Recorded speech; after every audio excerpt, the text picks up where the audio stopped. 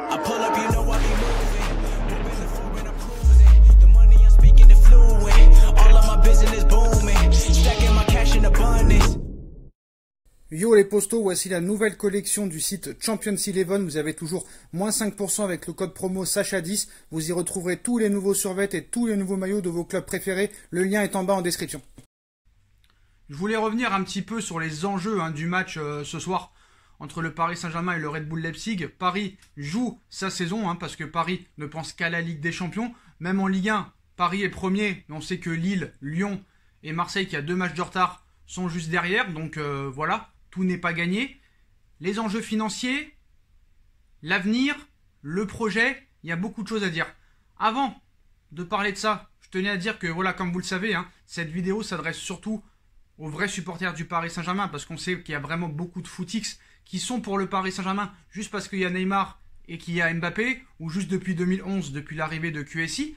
Ce qu'il faut expliquer, c'est qu'il y a beaucoup de gens en commentaire, il y a quelques vidéos, il y a quelques jours, qui nous expliquaient que si jamais Kylian Mbappé quittait le Paris Saint-Germain pour le Real Madrid, qu'ils arrêteraient de supporter le Paris Saint-Germain pour aller supporter Real Madrid. Donc dans le roi du footix, là on est vraiment dedans, bravo à vous, honte à vous.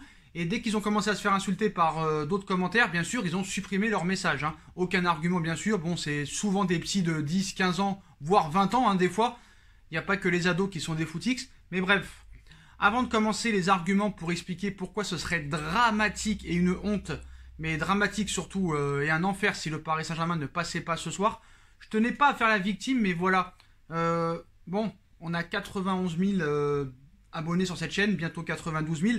Certes, c'est vrai que voilà, c'est pas vraiment une communauté très fidèle par rapport au nombre d'abonnés, au nombre de vues, ça le fait pas trop, mais voilà, il y a certains fidèles sur cette chaîne, je les remercie. Mais moi, ce qui m'énerve un petit peu, après on va me dire oui Sacha, tu fais la victime, arrête de faire la victime, tout ça et tout. C'est pas ça que je veux expliquer vraiment.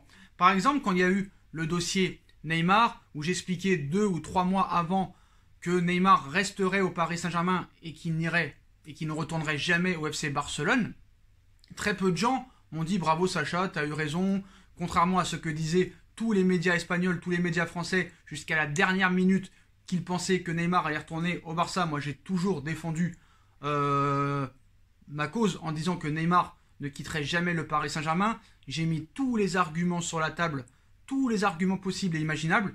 Et par exemple sur 70 vidéos que j'avais fait sur le sujet entre juin 2019 et août 2019, il y a dû avoir 60 heures ou 70 heures de vidéo. Très peu ont dit que c'était bien, que voilà, tu avais argumenté tout ça et tout.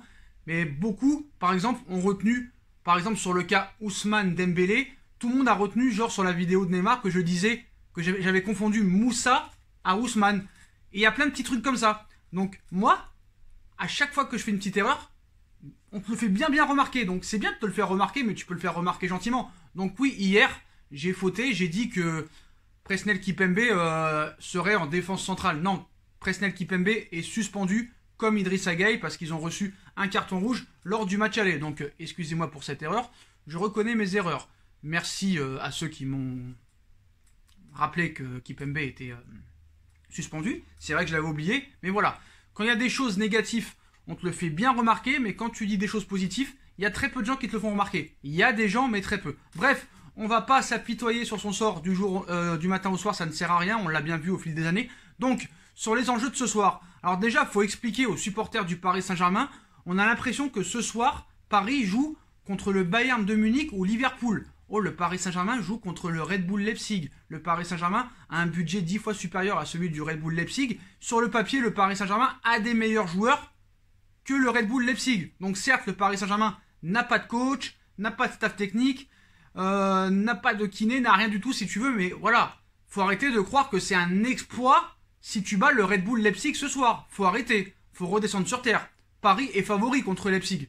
À un moment donné, faut arrêter. Après, si tu perds, tu peux perdre le match, mais faut arrêter de croire que si Paris gagne ce soir, on est la meilleure équipe du monde et on a le meilleur coach du monde. Faut arrêter à un moment donné. Voilà la première chose. La deuxième chose et le critère, si Paris ne gagne pas ce soir, il y a très peu de chances que Paris passe les poules, à moins qu'il y ait des résultats favorables par rapport à Istanbul et Manchester United. Et là, tout resterait possible. Donc un nul n'éliminerait pas le Paris Saint-Germain, mais voilà, si par exemple tu fais match nul et que Manchester gagne, ça risque d'être assez problématique et le déplacement à Old Trafford serait décisif.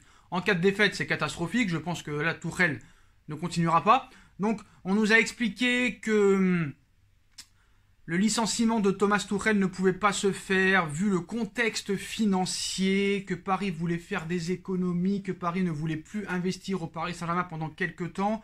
Donc, on vous rappelle que si jamais le Paris Saint-Germain voulait se débarrasser de Tuchel, ça aurait coûté entre 10-15 millions d'euros. Paris, les dirigeants, le prince, Nasser, ont pris le risque de garder Thomas Tuchel.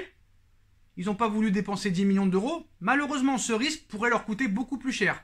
Parce que ils ont bégayé pour donner 10 millions à Thomas Tuchel et peut-être faire un électrochoc pour amener un nouvel entraîneur. Mais si Paris se fait éliminer des poules de la Ligue des Champions, bah ça peut coûter entre 60 et 100 millions d'euros au club. En plus des 100 millions d'euros de pertes dues au Covid pour cette saison. Ça veut dire que cette saison serait une perte de 260 millions d'euros. Donc, ne pas avoir voulu donner 10 millions à un coach pour qu'il se casse et donner la chance à un autre coach pour faire un électrochoc, ils ont préféré ça plutôt que de perdre 160 millions d'euros plus les 60 millions d'euros du Covid. Enfin, 100 millions d'euros de pertes dues au Covid et 100 millions d'euros dus à cette élimination en poule de Ligue des Champions. Bah là, ça voudra dire vraiment que c'est un club d'incompétents. Parce que, voilà, tu le vois que cette équipe ne progresse pas. Aucun joueur ne progresse. Le jeu est pitoyable. Les choix que fait ce coach sont catastrophiques. Et les mecs bégayent pour 10 millions d'euros alors qu'ils sont ultra milliardaires. Donc on ne veut pas donner 10 millions à un coach, mais on est prêt à perdre 260 millions d'euros en cas d'élimination en Ligue des Champions. Alors pourquoi 260 millions d'euros ? Bah, ce serait entre 60 et 100 millions d'euros si jamais Paris ne passe pas les poules, plus déjà les 100 millions perdus dus au Covid. Donc ce serait dramatique si le Paris Saint-Germain se fait éliminer de la Ligue des Champions. Alors Leonardo, certes, demande depuis très longtemps le départ de Thomas Tuchel, mais il n'a jamais été entendu. Après, Leonardo, certes, est un très bon directeur sportif, mais lui aussi doit aussi prouver certaines choses. Par exemple, la prolongation de Kurzawa, on n'a jamais compris. Et aussi les ventes qui sont inexistantes. Des joueurs comme Thilo Kehrer, des joueurs comme Dagba, des joueurs comme Diallo n'ont rien à faire au Paris Saint-Germain. Et moi, je suis très inquiet ce soir, parce que déjà, Diallo, c'est une catastrophe. Et Marquinhos, certes, va revenir en défense centrale et Danilo Pereira au milieu de terrain, mais il les a tellement chamboulés. Un coup Danilo en défense centrale, un coup au milieu de terrain, un coup Marquinhos au milieu de terrain, un coup en défense centrale. Les mecs peuvent risquer de perdre la tête. Il y a une grosse pression ce soir. Mais voilà, moi on m'explique que Neymar et Mbappé sont deux stars du football. Bah, c'est ce soir qu'on attend de Neymar, de Kylian Mbappé, bah, qu'ils soient des stars décisifs.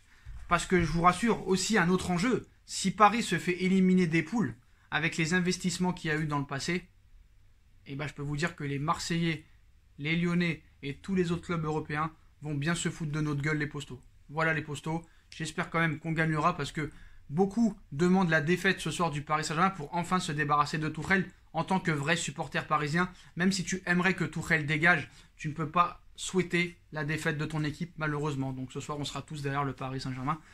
Quoi qu'il en soit, mais voilà, c'est vraiment le moment de montrer que les deux sont des grands joueurs et ont des couilles. Mais quoi qu'il en soit, que Paris gagne 1-0, 2-0, 3-0 ou 4-0, en aucun cas ce sera un exploit. En aucun cas ce sera un exploit. C'est le Red Bull Leipzig devant, même si c'est une très bonne équipe qui joue quand même moins bien par rapport à l'année dernière. Certes, tu les as battus, ils ont été en demi-finale de Ligue des Champions, mais voilà. En aucun cas ce soir, ça résoudra tout si tu gagnes le match. Voilà les Postos, comme d'habitude, hein, on like, on partage, on commente, on s'abonne. La cagnotte Paypal est toujours en lien en description si vous voulez soutenir la chaîne, même si plus personne ne donne, c'est pas grave, hein, vous n'êtes pas obligés. Voilà les Postos, et puis à très vite pour une nouvelle vidéo. Enfin, à ce soir pour le débrief à 23h. Tchuss.